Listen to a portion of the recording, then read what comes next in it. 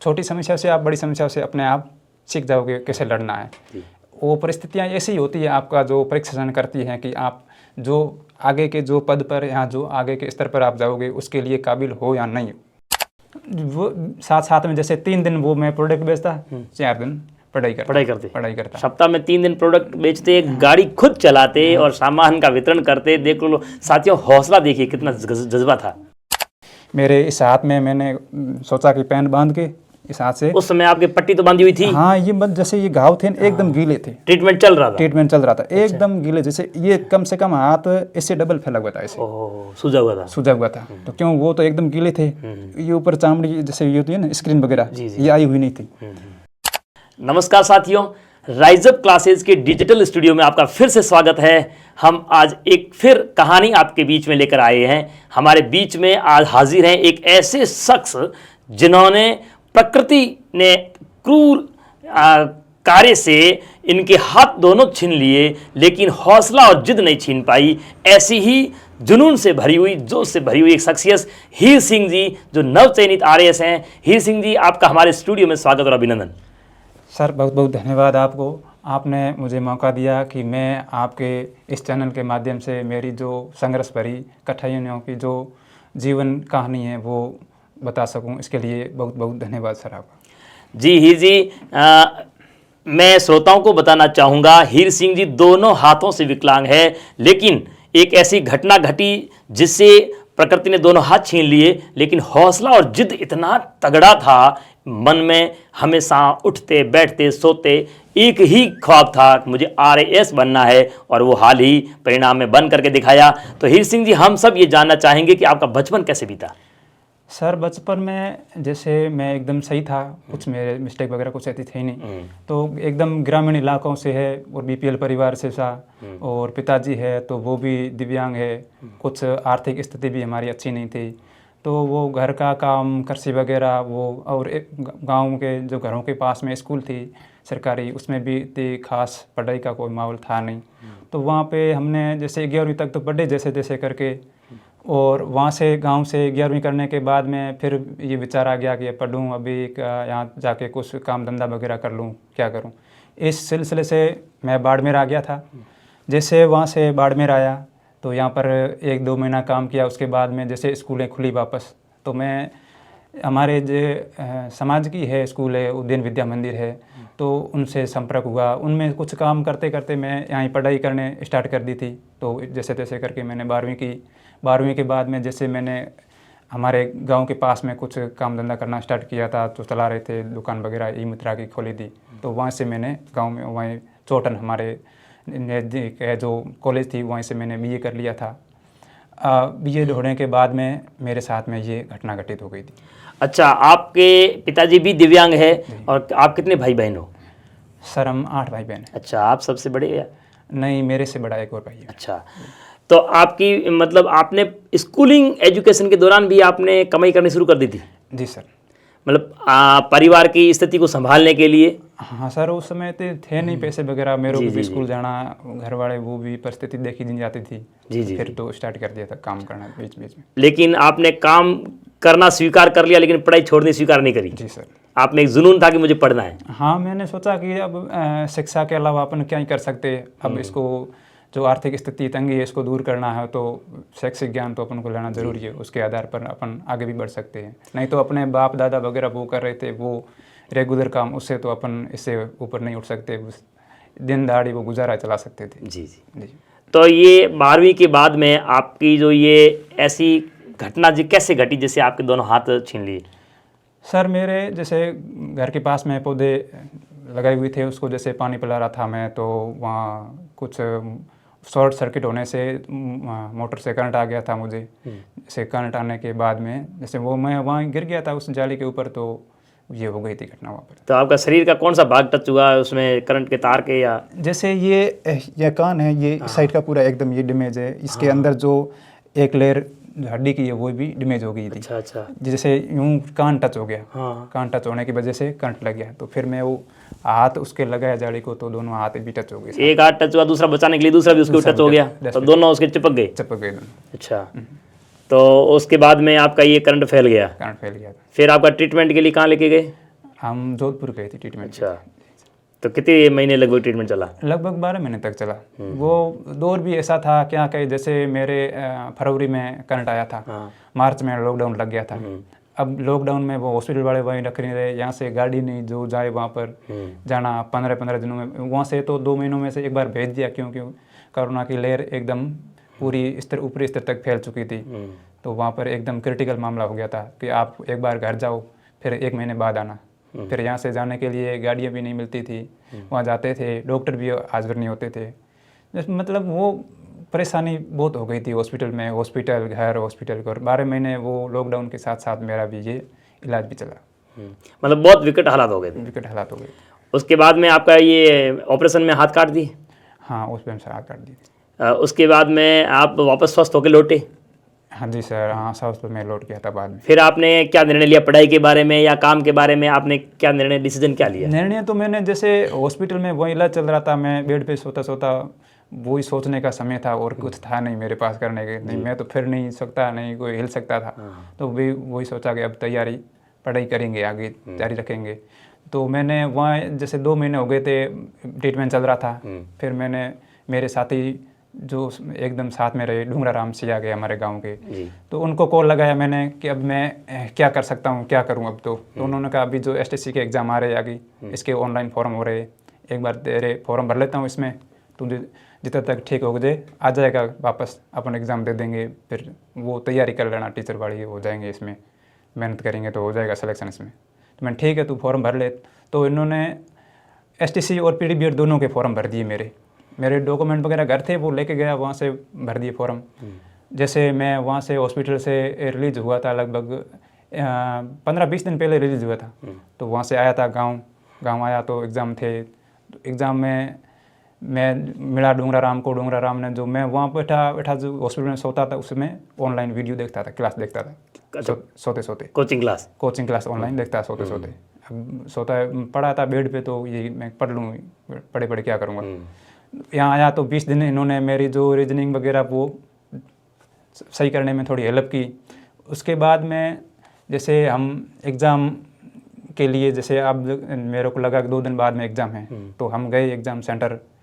तो सेंटर पर जैसे हम पहुँचे वहाँ पर, तो उनको बोला कि हमारा 2 दिन बाद एग्ज़ाम है, तो हमें राइटर भी चाहिए एग्ज़ाम के लिए। तो उन्होंने 2 दिन बाद बोला कि अब राइटर के हमारे पास में ऐसा कोई आदेश वगैरह आपके है नहीं अलग से, तो हम इससे माफ़ी चाहते हैं, आपको राइटर नहीं दे सकते। तो यार मैं कह रहा मैं एग्ज़ाम कैसे दुखूंगा, मुझे तो एग्ज़ाम देना है कैसे भी करके। तो उन्होंने बोला कि आप जो इससे संबंधित ऊंचे स्तर के जो अधिकारी, उनसे मिलो, एक बार बात करो क्या होगी। फिर मैं वहाँ से CBU कार्यालय आया, वहाँ पर मुझे कोई संतुष्ट जवाब किसी ने दिया नहीं, राइटर वाला। फिर मैं जिला स्तर पे भी आया, यहाँ पर भी मैंने प्रयास किए, और जो ADM वगैरह है उनसे भी मिला, DM से भी मिला, और मैंने जो न्यूज़ चैनल उसमें मुझे जो नंबर वगैरह कांटेक्ट मिले उनसे भी संपर्क किया कि आप मेरी ये कहानी है, ऐसी बात है, मेरे को राइटर नहीं मिल रहा है, आप कैसे मुझे प्रयास करके जैसे तैसे करके राइटर दिलवाने का प्रयास करो। इस समय मुझे राइटर तो नहीं मिला। इसो फिर भी कुछ अधिकारियों ने मुझे ये भी बोला कि आप शिक्षक नहीं बन सकते, आप ऐसे ही परेशान हो रहे हो, ऊपर बारिश है चल रही है, आप घर चले जाओ, ऐसे क्यों परेशान हो रहे हो, आपको गवर्नमेंट कब शिक्षक कभी बनाएगी नहीं, आप कुछ बन नहीं सकते, घर चले जाओ, ऐसे परेशान हो रहे हो, आराम करो घर जाकर। अब वो दौर था, वो मैंने समझा यार ये नेगेटिव बात है हो रही है, अब मैं क्या करूं इस चीज़ का। फिर मैंने सोचा कि अब तो करेंगे तो तैयारी करके जाएंगे, रहेंगे नहीं मानेंगे नहीं, बन के ही दिखाएंगे कुछ न, जैसे टीचर तो बनेंगे पहले, टीचर के बाद में और भी बड़ा करेंगे, रुकेंगे नहीं, अपना प्रयास हम पूरा करेंगे। फिर मैं वहाँ भी रुका नहीं, वापस चला आया, घर चला गया, वहाँ से तैयार होके चला गया एग्ज़ाम देने, एग्ज़ाम सेंटर, और पट्टियाँ भी साथ में उठा ली हॉस्पिटल से। क्यों, मेरे इस हाथ में मैंने सोचा कि पेन बांध के इस हाथ से, उस समय आपकी पट्टी तो बांधी हुई थी? हाँ, ये जैसे ये घाव थे एकदम गीले थे, ट्रीटमेंट चल रहा था एकदम गीले, जैसे ये कम से कम हाथ इससे डबल फैला हुआ था, ऐसे सूजा हुआ था। तो क्यों, वो तो एकदम गीले थे, ये ऊपर चामड़ी जैसे ये होती है ना स्क्रीन वगैरह, ये आई हुई नहीं थी, तो पट्टी बींटी हुई थी, उससे ऊपर पेन बांध के और पट्टियाँ बींट दी ताकि वो पेन हिले नहीं, और खून उस जाए नहीं उसके ओमार्स किट पे ऊपर, दोनों भी नहीं हो। फिर वो मैंने जैसे तैसे करके कि ये जैसे मेरे उसमें आए नंबर भी आए, जैसे कुछ 10-15 नंबर से मैं पिछड़ गया था, क्योंकि उस समय वो गोले सही भरे नहीं जाएंगे, टाइम कम पड़ गया। टाइम कम था, कुछ मिस्टेक हो गई गोलों में, पेन आगे पीछे हो गई, तो वो फाउल भी हो गई गोले उसमें। उसकी वजह से उसमें मैं सेलेक्ट नहीं हुआ। उसके जस्ट बाद 1 महीने बाद में प्री बीएड का एग्ज़ाम था, तो उस एग्ज़ाम के लिए मैंने पहले से तैयारी कर ली थी। पहले पूछ लिया यहाँ कॉलेज वगैरह में, जो विभाग वगैरह में पूछ लिया, क्या आप मुझे राइटर उपलब्ध करा सकते हो, क्या आपके पास है कुछ आदेश वगैरह, तो इन्होंने पहले से मना कर दिया। तो 15 दिन पहले मैं हाई कोर्ट चला गया। हाई कोर्ट के माध्यम से मैंने जैसे तैसे करके बीकानेर निदेशालय को आदेश करवाया, तो मेरे को उस आदेश के अनुसार राइटर मिल गया। मैंने एग्ज़ाम दिया। एग्ज़ाम देने के बाद में जैसे कॉलेज अलॉटमेंट हुई, दुर्भाग्य ये रहा कि मैं इतना विकलांग, फिर भी मेरे क्षेत्र के आसपास मुझे बीएड कॉलेज नहीं मिली। कॉलेज मुझे दूर दराज जाके पोखरण में मिली, एकदम आउटसाइड। अब देखो कहाँ मैं बैठा बॉर्डर के पास में, यहाँ से 400 किलोमीटर दूर, कोई बस भी जाती है तो एक बस जाती है शायद, वहाँ से आना जाना जैसे तैसे करके मैंने बीएड की।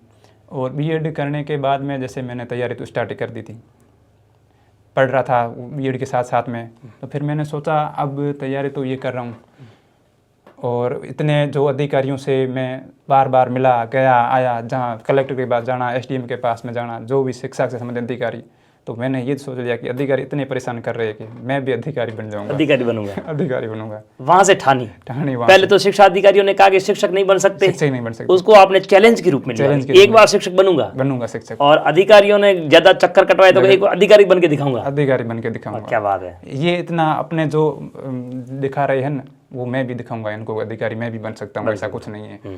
वो मेरे को संतुष्टि जवाब नहीं दे रहे, तो मैं भी ये उनसे ऊपर का बन के दिखाऊंगा कि जवाब कैसे दिया जाता है। तो मैंने टीचर की तैयारी तो थी, वो धीरे धीरे कर रही था। तो मैं फिर चला गया स्प्रिंग बोर्ड चला गया, वहाँ से तो उनके पास गया, उनसे जो निवेदन किया, तो वो धन्यवाद देना चाहूँगा उनको भी। उन्होंने मुझे जो निस्वार्थ निःशुल्क अपनी जो सुविधा थी उन्होंने मुझे उपलब्ध कराई कि आप तैयारी करो, आपको जो चाहिए वो हम दे देंगे, आप यहाँ रुकना चाहो यहाँ घर जाके करो। तो मैं गया, यहाँ तो मैं बीएड चल रही है, एक तो यहाँ रुक नहीं सकता, वहीं ऑनलाइन ही करूँगा। तो उन्होंने वो जो मटेरियल वगैरह था वो करके पैक वगैरह करके मुझे दे दिया कि आप ले जाओ घर जाके पढ़ना, और ज़रूरत पड़े तो कॉल कर देना, नंबर दे दिए मुझे, जो डाउट वगैरह हो पूछ लेना फ़ोन पे, और बीच बीच में जब भी छुट्टी हो तभी आ जाना मिलने के लिए। तो ऐसे मैंने आरएस की भी तैयारी स्टार्ट कर दी धीरे धीरे। आरएस की तैयारी स्टार्ट कर दी। जैसे मेरी बीएड हुई, बीएड होने के बाद में विज्ञप्ति आ गई थी 3rd ग्रेड वाली, तो उसमें मैंने फॉर्म भरा, और फॉर्म भरने के बाद में जैसे 2 महीने बचे थे, तो 2 महीने में मैंने इसका भी स्टार्ट किया, तो कर दिया कि एक बार मैं टीचर तो वो तो बनना ही चाहिए, पहली तो प्रायोरिटी वही है, टीचर बन के उनके सामने जाना है, जो अधिकारी मुझे घर भेज रहे थे। तो उनकी तैयारी की मैंने, टीचर की तैयारी की, मेरा ईश्वर की कृपा से हो गया, सिलेक्शन हो गया, और मैं बन गया। मतलब जो जिला अलॉटमेंट की वगैरह सूचियाँ वगैरह आई, तो उसमें जिला अलॉट वगैरह सारे हो गए। अब जिला अलॉट हो गई लगभग अक्टूबर में हुए थे 2023 को। उस समय अक्टूबर में हुए, जब जो मेरे साथ में सामान्य कैंडिडेट थे हमारे जो सब्जेक्ट के, उनको तो अक्टूबर में ज्वाइनिंग मिल गई सबको। अब मेरी ज्वाइनिंग रुक गई, किस वजह से कि इस दिव्यांगता की वजह से। दिव्यांगता चेक नहीं हो पाई, मेडिकल सर्टिफिकेट, हाँ, यहाँ पर इनके पास में संसाधन नहीं थे बाड़मेर में, तो उन्होंने चेक नहीं की मेरी कि आपकी तो रिपोर्ट, दूसरे तो दिव्यांग थे उनकी तो बाड़मेर में हो गई थी। अच्छा, मेरी कि आप जो जिस कैटेगरी से बिलोंग करते हो, आपकी इतनी दिव्यांगता है, तो हम इसका निर्धारण नहीं कर सकते, आगे से करना पड़ेगा, आगे से आपको मथुरादास जाना पड़ेगा, वहाँ से करवाना पड़ेगा। तो फिर मेरी फाइल जिला परिषद से भेज दी, मथुरादास भेज दी, वहाँ चली गई। तो मैं भी 4-5 दिन के बाद में पता लगाया ऐसे ऐसे करके कि क्या रिपोर्ट है, क्या फाइल कहाँ है, मुझे ज्वाइनिंग क्यों नहीं दे रही है। तो 5-6 दिन के बाद में जिला परिषद से मुझे पता लगा कि आपकी फाइल जोधपुर चली गई, आप जोधपुर चले जाओ, वहाँ से जैसे आपका मेडिकल होकर यहाँ आएगा तो हम आपको ज्वाइनिंग दे देंगे। अब मैं जोधपुर 4-5 दिन में, 3 दिन में जाता रहा, तो उन्होंने बोला आज मेडिकल बोर्ड नहीं बना, आज इलेक्शन चल रहे, ऐसे ऐसे बीच में इलेक्शन आ गए थे। तो ऐसे करते करते उन्होंने 3 महीने तक मुझे वहाँ चक्कर कटाए। 3 महीने तक वो बोर्ड क्लियर नहीं हो पाया। अब मैं बैठा वहाँ से, जहाँ बॉर्डर के इलाका है चोटन से आगे, वहाँ से सुबह बस जाती है 5 बजे, 5 से 4:30 बजे जाती है। वहाँ से बैठता, वहाँ जाता 12 बजे, वहाँ उतरता जोधपुर, वहाँ से करा के वो उनसे रिक्वेस्ट वगैरह जो आदेश वगैरह की, फिर शाम को बैठता 12 बजे वापस घर आता। अब इस बीच में 5 बजे जाता, 12 बजे आता, इसके बीच में नहीं तो खाना नहीं भी, सिर्फ पानी ही पानी, पूरे दिन भूखे घूमना, भूखे भूखे घूमना। 3 महीने चक्कर काट के, 2 महीने चक्कर काटे, फिर वो अकेले जाते थे?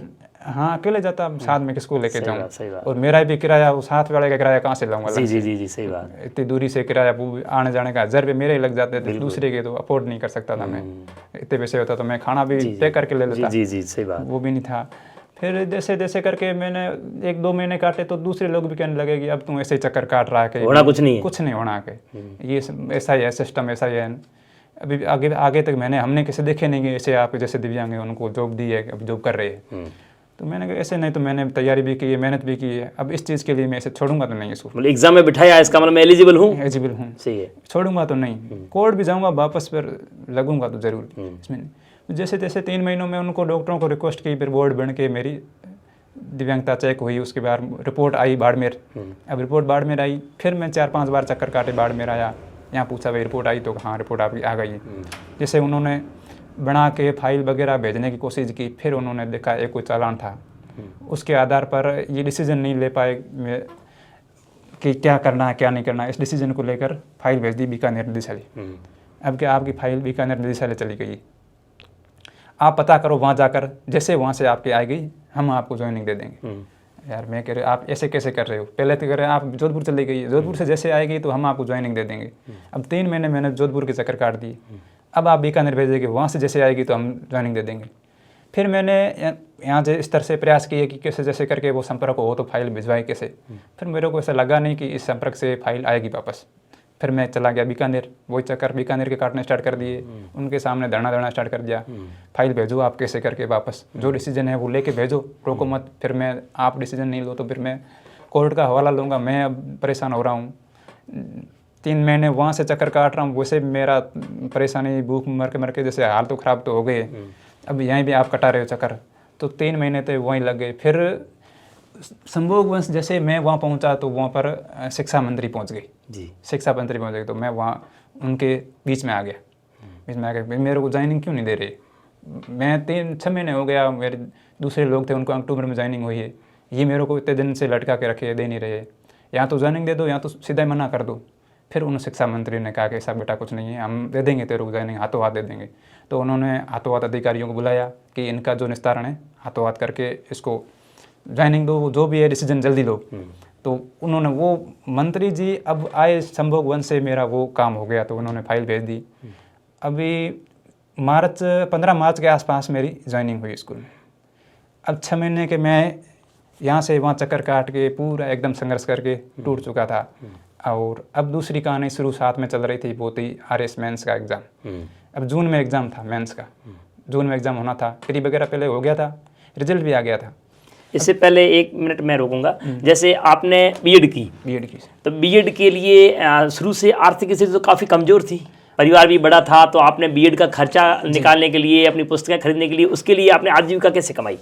सर जैसे मैंने बीएड चालू की तो बीएड की भी फीस वगैरह थी, वहाँ पे रहना भी पड़ता था जाके, तो उसमें पैसे वगैरह की जो वो बहुत तंगी आनी स्टार्ट हो गई थी। अब तंगी आनी स्टार्ट हो गई थी तो फिर यार कैसे करें, बीएड करें या बीएड को छोड़ दें, ऐसे भी ख्याल आने लग गए, क्योंकि पैसों के बिना तो कुछ होना नहीं था जी। तो फिर यहाँ पे जैसे हमारे जीजा जी लगे हुए, वो कोई नए नए कंपनियों के प्रोडक्ट आ रहे उसका काम कर रहे, तो वो थक गए थे कि लोग नए नए प्रोडक्ट खरीद नहीं रहे, इनको जैसे नेगलेक्ट करने में। तो मैं यहाँ बाड़मेर आया हुआ था, तो उन्होंने उनको बोला कि मेरे भी पैसों की ज़रूरत है, क्यों नहीं ये काम मैं कर दूँ। तो आपको ये कंपनी यार गाड़ी वगैरह देगी नहीं, ऐसे कुछ करेगी नहीं। मैं उनसे मिला जाके बात की, तो उन्होंने पॉजिटिव नहीं दिया कि आपको प्रोडक्ट हम दे देंगे, दूसरा सेल्समैन आदमी वगैरह कुछ हम नहीं दे सकते, कि प्रोडक्ट आप बेचो तो हम दे देंगे आपको।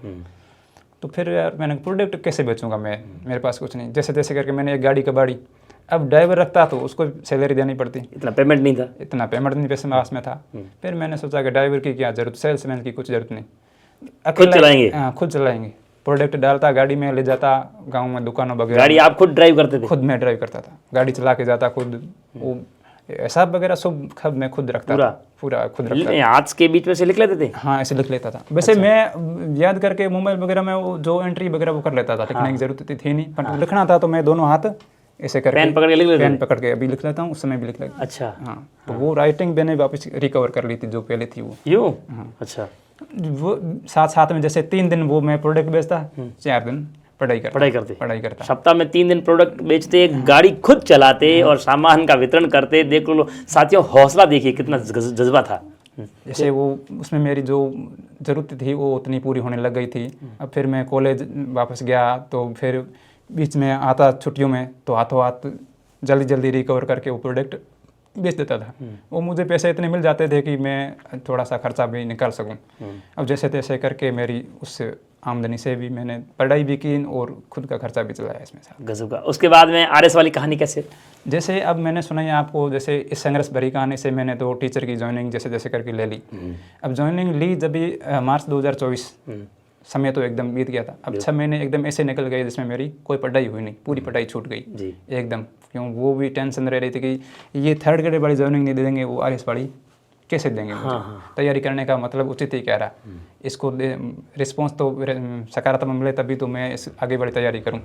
फिर उसमें लग गया था 6 महीने, तो वैसे निकल गए मेरे। अब जैसे मुझे मिला, ज्वाइनिंग मिली, उसके बाद में 2.5 महीने बचे मेरे पास तैयारी करने के लिए। अब क्या करूं, मैं स्कूल भी जाना था। मुख्य परीक्षा के 2.5 महीने बचे थे? हाँ, 2.5 महीने बचे थे मुख्य परीक्षा के। ठीक है। अब स्कूल भी जाना था, तैयारी भी करनी थी। अब और भी हमारे साथी पदम सिंह जी है, वो तैयारी कर रहे थे, मेरे गांव से है। वो भी आरएस की तैयारी, मेंस का एग्ज़ाम दे रहे थे, तो वो भी तैयारी कर रहे थे। तो उन्होंने मुझे कहा कि आप नोट्स वगैरह चाहिए तो मैं उपलब्ध करा दूंगा, आप जो तैयारी करनी है मैं गाइड कर दूंगा आपको, आप तैयारी जारी रखो, छोड़ो मत। फिर तैयारी को वापस रफ्तार देने के धीरे धीरे प्रयास किए, तो उन्होंने मुझे मोबाइल पे जैसे जैसे कॉल करके गाइड करते रहे। 15-20 दिन में वापस रिकवर होना स्टार्ट हो गया। तो 2.5 महीनों में मैंने वापस सिलेबस को पूरा रिवीजन कर लिया, वापस जो पढ़ा हुआ था पहले उसको वापस रिवीजन कर लिया।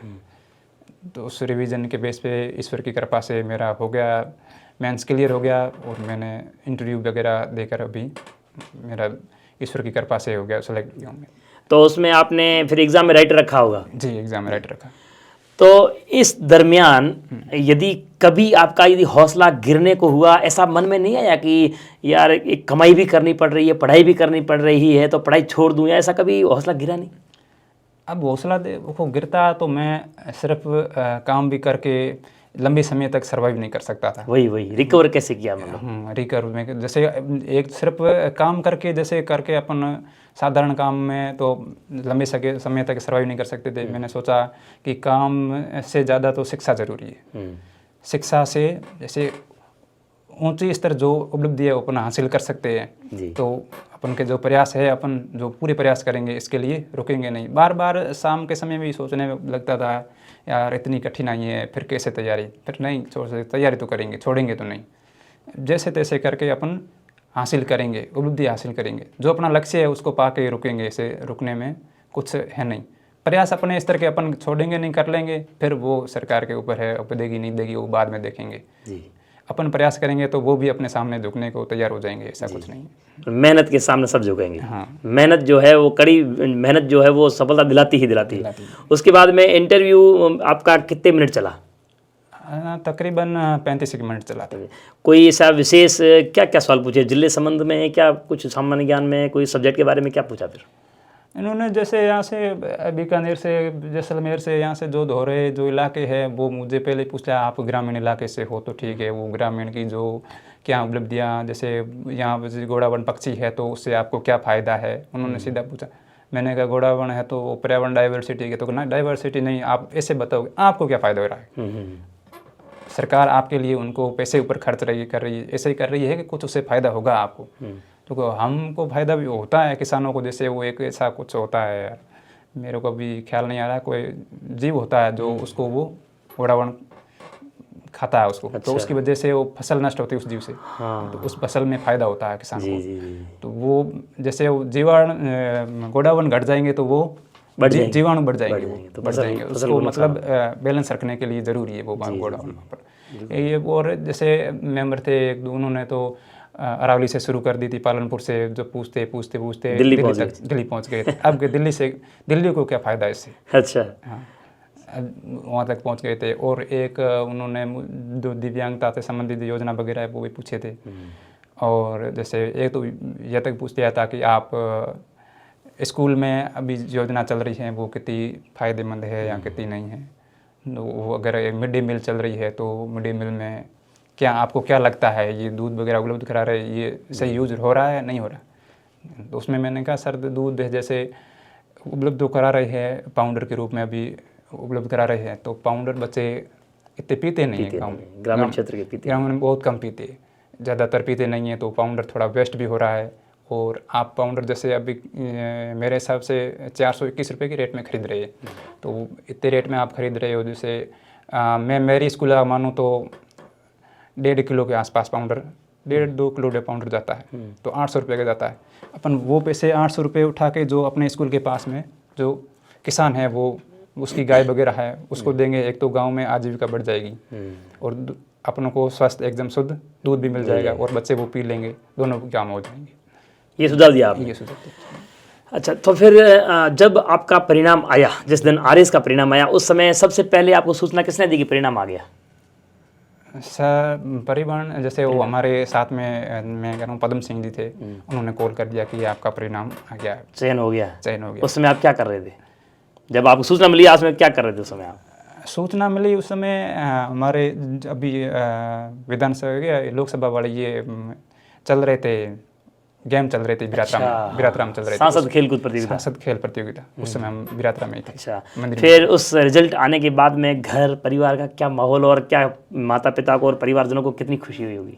देखो मैं पहले भी आपको बताया कि ग्रामीण इलाके से है तो उनको पढ़ाई से कोई वास्ता है नहीं जी। क्या क्या हो रहा है उनको मालूम ही नहीं पड़ता कि इसे क्या हो गया। तो उन्होंने उनको बोला कि आरएस बन गया, तो आरएस क्या होता है, कुछ नहीं आरएस। अच्छा, फिर उन्होंने को जो अपनी देसी भाषा में उससे समझाया तो हाँ अफसर बन गया है। हाँ, तो अब अच्छा हो गया, बढ़िया हो गया। अच्छा, अब अच्छे हो जाएंगे, अब ठीक हो जाएगा, दिन अच्छे आ गए। हाँ जी जी जी।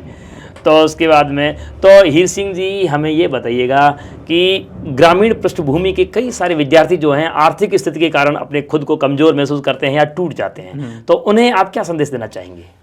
सर संदेश तो यही है कि वो अपनी जो छोटी छोटी समस्या को लेकर बैठ जाते हैं, उन समस्याओं को कभी लेकर नकारात्मक सोच नहीं रखनी चाहिए।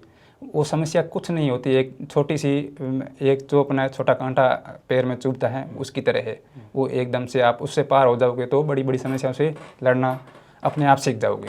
छोटी समस्या से आप बड़ी समस्याओं से अपने आप सीख जाओगे कैसे लड़ना है।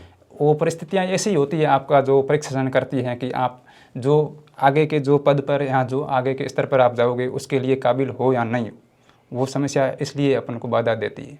इससे उस समस्याओं को डर के अपन को रुकना नहीं चाहिए, उन समस्याओं का हल करते हुए उस मंजिल तक पहुंचना चाहिए जो अपने लिए कठिन है। जी जी। तो उन तमाम अपने सीमावर्ती क्षेत्र के विद्यार्थियों के लिए, विशेषकर दिव्यांग के लिए आप लोग एकदम उदाहरण बन के उभरे हैं कि कितनी भी कठिन परिस्थितियाँ हो लेकिन लड़ना नहीं छोड़ें और आपने जो लक्ष्य निर्धारित किया उसे पाकर के ही रहना है, दम लेना है, पहले रुकना नहीं है। तो हीर सिंह जी ऐसी कोई कहानी और आपके जीवन में बाकी रह गई हो जो विशेष घटना या उसके बाद में कभी आपकी रुकावट आई हो या फिर कभी आपको ज़्यादा उत्साहित हो गए हो, ऐसी कोई घटना रह गई है तो अंतिम पलों में आप सुना दीजिएगा। सर अब तो कहानी तो प्रभावित घटना तो बहुत बड़ी है, सुनाएंगे तो दिन निकल जाएंगे। जी, उसमें जी, जी। अब मैंने लगभग मेरा ये ऑपरेशन वगैरह हुआ है वो जाना आना उसमें 2020 से लेकर 24 तक 4 साल होते हैं। 4 साल में तो मैंने सिर्फ संघर्ष ही किया है। वो बगैर आर्थिक स्थिति को देखते हुए मैंने संघर्ष को छोड़ा नहीं। वो लॉकडाउन वाला समय वगैरह जैसे लॉकडाउन में मैं जाता था, लॉकडाउन में हमारा ये हेयर ट्रांसप्लांट हुआ सारा, हेयर ट्रांसप्लांट हुआ, तो डॉक्टरों ने मना कर दिया था कि ये अब लॉकडाउन चल रहा है, अब ट्रांसप्लांट हम कर नहीं सकते, लॉकडाउन को जैसे ढीले होने दो नियम वगैरह उसके बाद करेंगे। हाँ, साथ में ये भी था, उन्होंने चेतावनी दे दी कि ये इससे सिर खराब भी हो सकता है, खराब हो सकता है, हम उससे रिकवर भी नहीं कर सकते। तो फिर वो सुझाव दिया कि आप प्राइवेट हॉस्पिटल में करवा लो। फिर मेरी था सुझाव यही है डॉक्टर का, आप जैसे स्थिति को आगे बिगड़ना नहीं देते तो फिर वो प्राइवेट हॉस्पिटल से भी कराना पड़ा। फिर पैसे भी कमी, वो लॉकडाउन, कहाँ पैसे कहाँ मजदूरी, कुछ नहीं, जैसे जैसे के अरेंजमेंट करके वो भी इलाज करवाया। कहानियाँ आप क्या सुनाएं, आपको सुनाने में तो मैं कह रहा हूँ 2 दिन लग जाएंगे तो पूरी नहीं होगी। संघर्ष में इतनी बड़ी संघर्ष की कहानी है। कुल मिला के हीर सिंह जी ये कहना चाहते हैं कि संघर्ष बहुत ज़्यादा देखा आपने, और आप खुद व्यक्तिगत रूप से वहाँ जाकर के अकेले जाते थे, क्योंकि साथ में साथी को ले जाते सामर्थ्य नहीं था, अफोर्ड नहीं कर पाते थे पैसे, दिन भर भूखा रहना पड़ता था। तो ये साथियों, ये रही कहानी हीर सिंह जी की, जो नवचयनित आरएएस हैं, अपने श्रेणी से, दिव्यांग श्रेणी से लगभग ये टॉपर रहने की गुंजाइश है और एक बहुत बड़ा पद लेने के लिए जा रहे हैं। हीर सिंह जी, आपने समय निकाला और हमारे श्रोताएं आप राइजअप क्लासेस से जुड़े रहिएगा। इसी तरह मोटिवेट करने वाले और भी वीडियो जारी होंगे। हीर सिंह जी, आपका फिर से बहुत बहुत धन्यवाद। बहुत बहुत धन्यवाद। आपने जो हमारी कहानी को जो सुना और ये हमें समय दिया, इसके लिए भी बहुत बहुत धन्यवाद आपको। जी, थैंक यू सर।